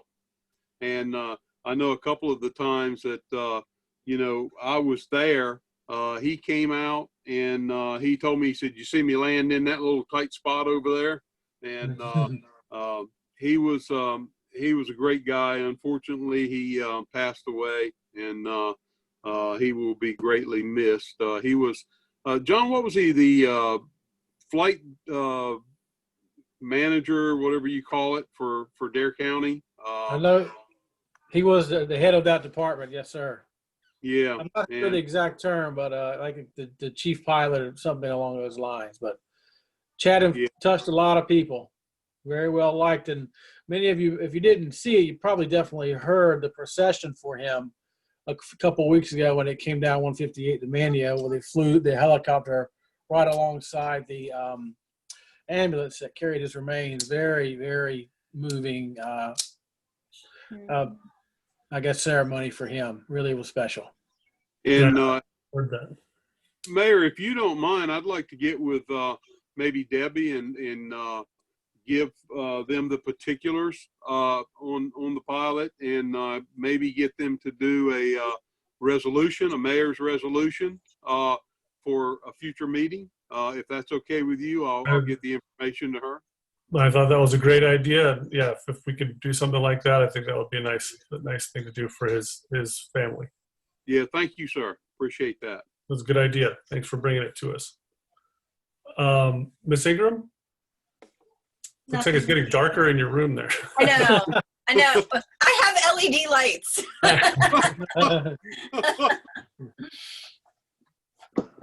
Did you have any thing for your commissioner's agenda? I'm sorry. No, I have nothing this evening. Okay. Mr. McAvoy. Nothing for me, Mayor, Your Honor. Your Honor. Court there. Yeah, that you probably say that a lot, I guess. Your You're Honor. honorable. You're honorable. That's right. I can do that.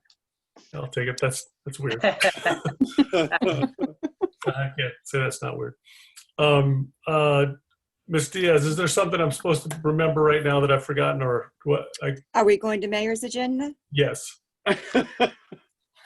You all could help me with that because We were gonna discuss fireworks this evening. oh, that's what it was. I knew there was something important we were going to discuss, and it just ran out of my head when you called me Your Honor. It just threw me. So yes, we were discussing, and we've talked on the phone, some of us, about this, sort of the pros and cons of our contract with our fireworks provider. If staff tell me if I'm getting off base here, my understanding is that we're contracted to have the fireworks, and we have not canceled them, although all the other towns that generally do them have all canceled at this point. We have a couple of options. If we reschedule, I think is rescheduling, there's no loss, and then there's a cancellation fee if we to cancel it all together. So the suggestion had been made either to figure out a way to really encourage some social distancing, even though folks on the downside might be coming from all the other towns, if it's the only game in town. Or we could say that's really just asking for trouble, and that we wouldn't want to be encouraging too many people to gather in the same spot. That would not be the right way to go. And then the other thought was, will that situation still be the case in September if we wanted to do it Labor Day or Labor Day weekend? There's a little bit of a money issue. There's a lot of health and safety, and then there's sort of a PR component to it. I think a lot of people might be really happy that we did it, but then there might be people that were really unhappy that we did it.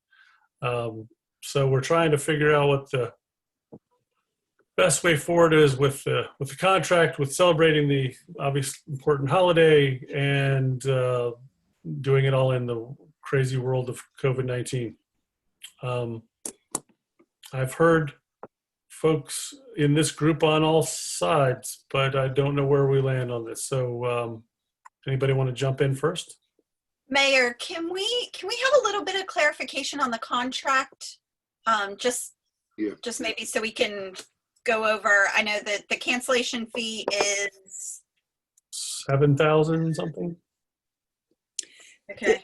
There is a cancellation fee. If we notify the vendor with a 30-day notice, there is no rescheduling fee. So Okay. if you did decide this evening that you wanted to reschedule it for some time around the Labor Day holiday, then there would be no fee. We have discussed this with the Visitors Bureau, and we can use the grant even if it is for Labor Day. And we are the staff is getting a lot of questions as to whether or not we're gonna hold them or we're gonna postpone them. And so Go I'm ahead. sorry. the cancellation fee is around $8,000 around there. And the total is 25 or 35,000? 35. Troy, you're online, aren't you?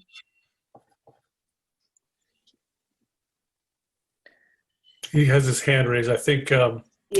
might He's need to- got there he's he got goes. the information in front of him. Okay. We should be able to hear you, Troy. What? No, we got to turn on his mic. There it is. You got me? There you go. Now you're in. Gotcha. Okay. All right, what can I answer for y'all tonight? Or attempt to?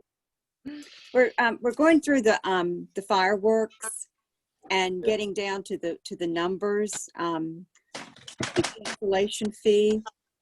Okay. If we cancel and reschedule for 2021, the fee to postpone for next year will be $7,118. And then we would start renegotiating for July 4th, 2021. If we cancel altogether and not do anything, it's going to be $8,375. But we got to do that within the 30-day period, and we got to get a letter to the vendor. And if we were to reschedule it to, let's say, around the Labor Day holiday and give them a 30-day notice, there is no fee. That is correct. And then that'll give us more time to say, well, we want to reschedule for 2021. It just gives us a little more time to make that decision if we so choose to go that direction. Right. If we see ourselves in September and not a lot better situation, then we bought ourselves some more time. Exactly. Okay. Oh, I see what you're saying. So we would basically take the options we have now and trade them for the options then. Saying that right? Yes, sir. I think so. Okay, yeah, I could definitely see some logic to that. That Yeah. there's no downside to that necessarily. There's only more options, unless we wanted to stick with 4th of July, right? So it's sort of stick with 4th of July or go there, because really canceling now doesn't seem to have a lot of merit. No, sir. Right. Okay. I think Commissioner Gray, you had been the one that was most keen on maybe giving it a shot at 4th of July. What are your thoughts about that? That was my thoughts, was trying to keep it at 4th of July.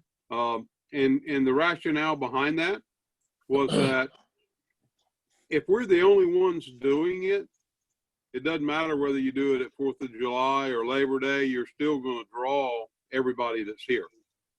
Right. I do see some value in postponing it and then making a decision later and weighing all the options. So I hate to lose the money. That's the big thing with me. I hate to see us waste the money or lose the money. So if we can make a reevaluation later in the year, then that's acceptable to me. I just kind of think 4th of July is when you have your fireworks, and when you and I talked, Mayor, no one else was doing anything at all. Right. And so I was of the opinion that it didn't matter when you did it, you were still going to draw the lion's share of people to come see them.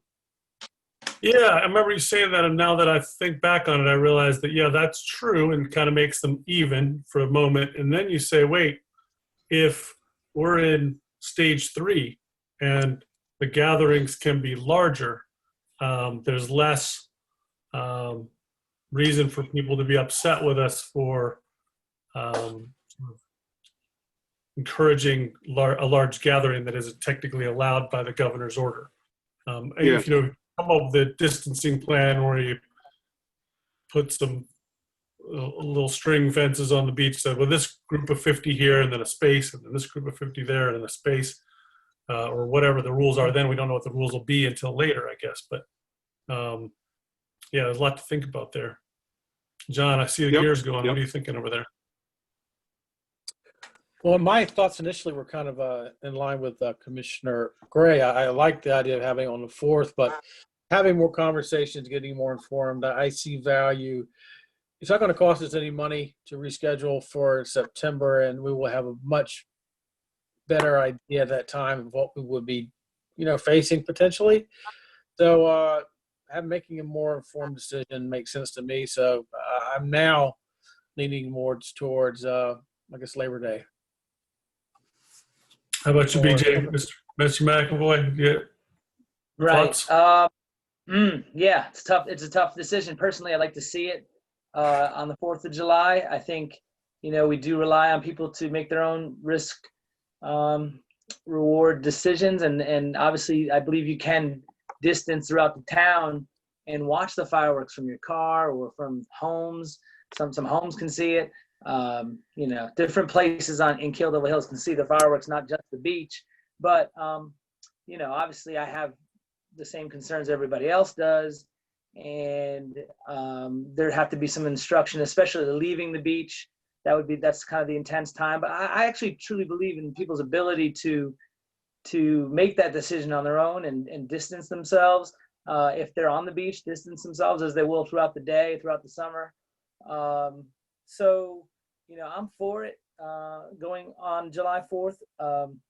But I'm not saying anybody's concerns are not valid. I think that we could, there'd be a money loss, of course, but we would lose money, of course, and we're going to lose money regardless, but we could pull the plug if something happened between now and July 4th, then we could do that as well and not have it. I don't believe there'll be a safer time than maybe right now, but and there's no telling what September will be like for that matter. So it's tough. It's tough. I think you probably get a lot, hundreds of opinions on this, and there's no perfect decision, but I tend to believe that people can make their own decisions when coming to view the fireworks, and I'd like to see us have it. Yeah, I know people will make their own decisions, and some of them will be happy with them, and some of them won't. Right. I guess right now I'm probably a little skewed, and I try to always remember that I'm seeing the world a little bit differently because people are emailing me complaining about every person that didn't wear a mask, and I'm getting a lot of that right now. I used to get a lot of angry emails from non-resident property owners. Now the emails and calls and messages are coming from, why didn't you make mask wearing, a law, that sort of thing. What are you going to do about these non-mask wearing people? So yeah, there's some inherent conflict about how people feel about that right now. Probably still be around in July 4th. Probably still be around in September, I guess. I don't know. Yeah. So you're leaning for it, Terry. You were leaning for it, but you're kind of leaning away. Ivy, did you weigh in? I can't remember now. You're muted, Terry. Terry's muted. Just so I see him talking.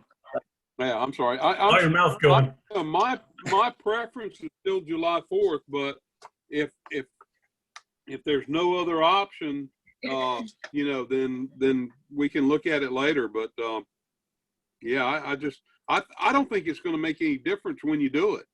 You're still going to be drawing everybody that's here. Yeah, the only thing that'll be different is there might be a different governor's order. That's the only thing that might be different. Because right now you're not supposed to have 50 people. Right, and the phasing, right? The phasing could be different, and with our hospitalizations going up, I am concerned about the extension of extending phase 2, and it goes until the 26th right now, but could easily do 1 or 2 more weeks, and then in phase 2. So the idea of potentially having to cancel altogether if we waited for the less than 30-day window is concerning to me because, like Terry, I don't like the thought of losing $35,000 so I don't know. I'd rather us not lose the money. Yeah. It seems like there's a lot of there's more uncertainty between now and the 4th, and at least What's that? I was gonna ask you, what is the exact amount we will lose if we cancel inside 30 days? I didn't hear that number. I was just curious. Inside 30 Troy days, what's just the said- exact amount? Oh, okay, sorry. Am I? Can you hear me You're now? on now. Yes. Yes. Okay. Now. If we cancel altogether with less than 30 days, it's 25,125. Okay, yeah. It's a lot of risk. That's a risk, yeah. Yeah. And can I ask another question? Do you guys think, or the county or the governor would shut it down even if we wanted to do it? Who are you asking? Well, I'll ask you since Can I you're ask on the anybody? task Oh yeah, force. I don't think. Yeah, nobody's weighed in on that at all. I think this is. Right. But if we, But they might. what Yeah. Troy's just been giving us the numbers. What is the feeling in the police and fire community about the risk reward ratio of a big gathering when it's the only game in town?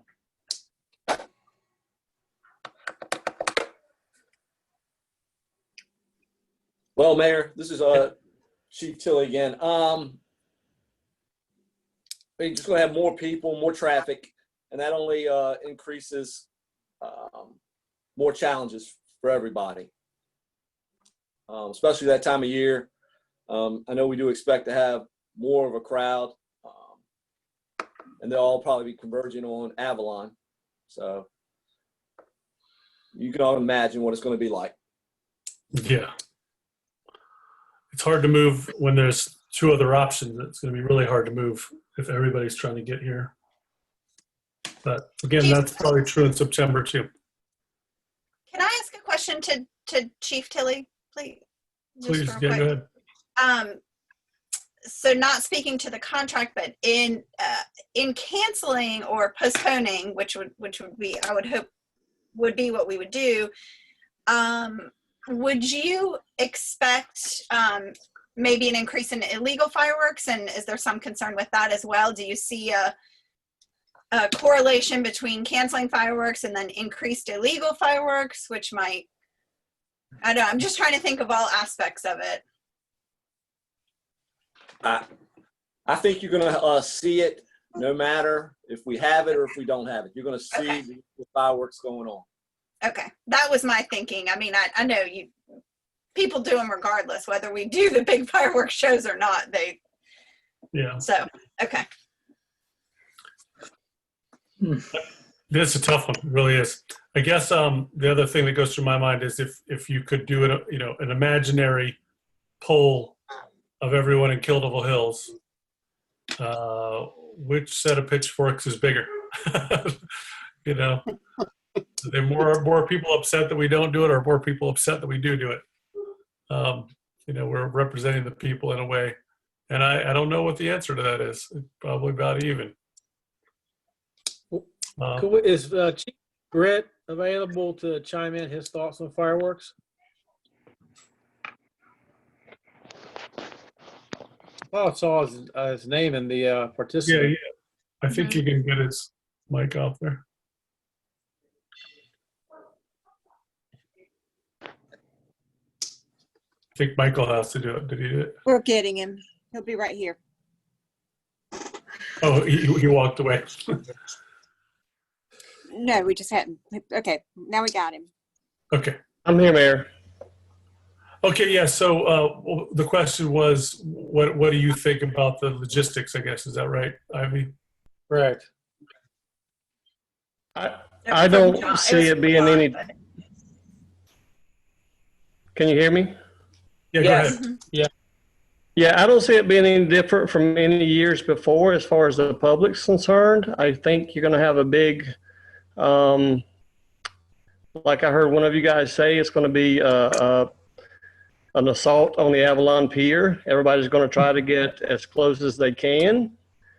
And with the shortening of the Avalon Pier this year, and the restrictions of the fireworks being as high as they have been in the past, I think you're going to have more of a congestion of people right around the pier.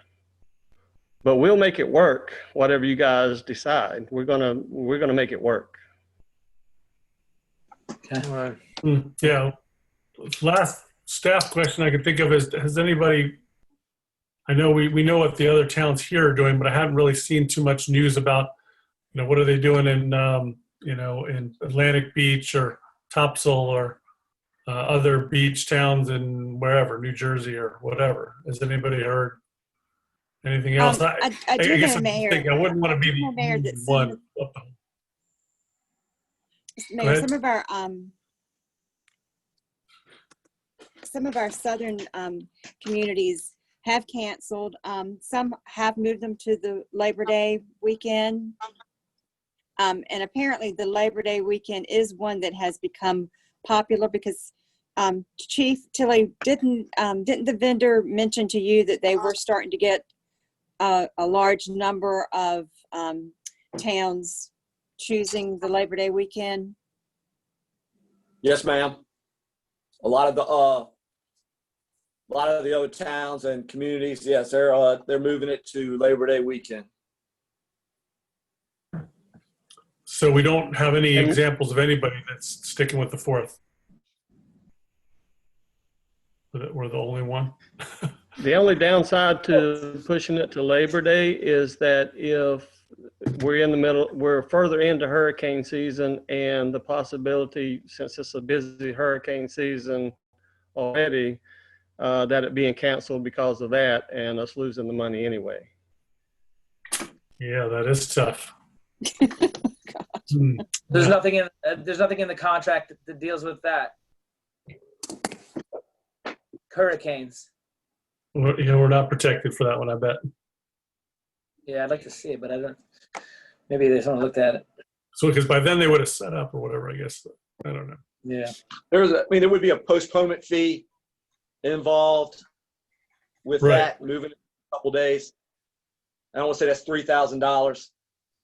Oh, if you just move it a few days and they stay in town. I gotcha. Yes, sir. Mm-hmm. All right. Well, that's not as bad as we lose it all if there's a hurricane. So should we take a vote? I mean, I guess we probably beat this to death at this point. But I don't think anybody feels really strongly one way or the other. We're all kind of on the fence, aren't we? Well, I think the board, like so many people, would love to see it 4th of July. It's just a tough decision. I don't really know that there's a right or wrong. It's just something that has to be decided. Yep. It's interesting because we've done so well. I mean, everybody, the leaders and whatnot, obviously since May 14th, we haven't had a case. I know people are expecting that to change, but we've done so well with it. It's hard on both sides you can say, well, we've done well and why not? Obviously, why not have it? Or you can say we've done well and we want to keep it that way. I don't know. It's tricky. You remind me of the 1918 story where the boys came home from World War I and they decided to have a parade. And then they overwhelmed their hospital in 4 days. The whole Right. Was that Chicago? I think it was. Yeah. Thank Things you. can change. Yeah. So I would hate to be the one that was blamed for a big outbreak because we encouraged people to get together too soon. Right. So on Mayor, that note, I'll weigh in. I'm going to say I'm leaning towards Labor Day. Who else wants to weigh in? What's your call? I just want to loop back for 1 second. There is no financial penalty for rescheduling for Labor Day. That was my If we interpretation. do it today, correct? Right. I I feel- second that, Mayor. I think holding off until Labor Day, seeing what phase we might be in next, and taking another look, and if we need to hold off till 2021, but I agree. I think Labor Day. Well, Sadly, can I ask it I want to makes say we me didn't sad. think hard about it. before we vote on that, could I ask you, why not just defer to 2021 if that's the case? I mean, is it going to be an additional, are we going to pay a fee and an additional fee? Yeah. If you go to 2021, it's not postponing. That's a cancellation. That's too far out of the range. Am I right? I thought I heard him say 7,118 if we do it to 2021 today. We're That's correct, Commissioner. okay. If we cancel for 2020 and reschedule for 2021, our postponement fee or that cancellation fee will be $7,118. And then we start renegotiating for 2021. Okay. A whole new fee on top of that. Yeah. Negotiation. Or if we just move to Labor Day with 0 unless we cancel then, and then it's 7,000. We're just putting off the 7,000 Right. cost. If we Okay. cancel. Okay. Okay. Thank you. That helps. Yeah. Perry? It's tough, right? I'll tell you, it's a tough one. Like I said, I'm a 4th of July guy, but I hate to lose the money if we can push it to Labor Day and buy more time to reevaluate it. Then, without losing the money, I'd have to go with that. All right. Does that make sense? Yeah, I think that's where I'm at too. Yeah. John, that's where you are? Yeah, that's a fair, that's how I feel. I initially was excited for 4th of July, but listening to this discussion and other conversations today, Labor Day is a safe bet. It gives us time to be more informed. Yeah. Well, no one can say we didn't try hard to figure out a way to do it. All right. So I think we kind of have a consensus there, reluctant consensus that will. Yeah, reluctant. Yeah. Reluctant consensus. Is a good. Mark that. Yeah. There you go. That's the best we can do is reluctantly do it. Yeah, certainly we're the first town to have to bail. All right, so you guys can share that with the Chief Billy, I guess, is doing that, right? Not to Yep. belabor the conversation, Mayor, but when you say Labor Day, do you want to pick a day, Friday, Saturday, Sunday, or Monday? That's the Labor Day weekend. You got Saturday. the Friday. Seems like Saturday would 4th. be the best choice. You guys? Yeah, Saturday. I like Yeah, Saturday. I agree. Saturday. Priority of Saturday, maybe Sunday Okay. for the second option. Sunday is the backup. Right, rain Yeah, date that if sounds necessary. logical. Okay, so we're looking at September the 5th, which is a Saturday. Super. Yep. That gives us some, Right. like you said, a rain day for the next day or whatever. Hopefully. Yeah, but the rain day would be Sunday the 6th. All right, super. Now, did I forget something else in the mayor's agenda, or I'm completely distracted at this point? No, so you're Don't bring up good. nothing else. Yeah. I guess the only other thing is everybody saw that I was on the TV news and it didn't kill me. So I like to do that. All right. So I've got nothing more. So after the mayor's agenda is the town manager's agenda. Nothing this evening, sir. Thank you. All righty. Casey, how about you? Nothing for me, Mayor. All right. There was one item on the consent agenda, if I recall. Yes, there's a short consent agenda. We have the minutes from May the 11th, 2020, 2 monthly reports, March and April 2020, and then lastly, a request to waive late listing penalties for personal property listing. And this is one of the other items due to the COVID-19 restrictions. The approval of the consent agenda will waive the late penalties for individual and business personal property tax listings filed by June 30, 2020. Staff recommends approval of the consent agenda as presented, and a motion would be in order. So moved. All right. We have a Very motion from Mr. Gray Second. and second from Miss Ivy. I mean, Miss Ingram. Miss Ivy. I get the kids call you Miss Ivy. Yeah, they do. Thought I was at work for a minute. We're all doing that. All in favor? I'm sorry. Any further discussion? I guess we are all in favor. We got Mr. Windley, Mr. Gray, Yes. Yes, sir. Mr. Ingram, and Mr. Yes. McAvoy. Yes, Yes, we have a sir. consent agenda. Very good. Thank you, At sir. this time, thank you. We have time for one more public comment. If any of our guests would like to weigh in, got a little hand button. Seeing none, I will close public comment, and we don't need to respond to public comment. So unless anybody else has anything, looking for a motion to adjourn. Commissioner McAvoy, move to adjourn. You're on, Mayor. I got your honor Again. All right. twice. I'm feeling special. All right, we have a motion to adjourn for Mr. McAvoy. Do I hear a second? Second. I'll second. A second from everyone, so we'll call that unanimous. We are Thank you. adjourned. Thank Thank you you. guys so much. I appreciate you guys are really getting the hang of this video conference stuff. Good job.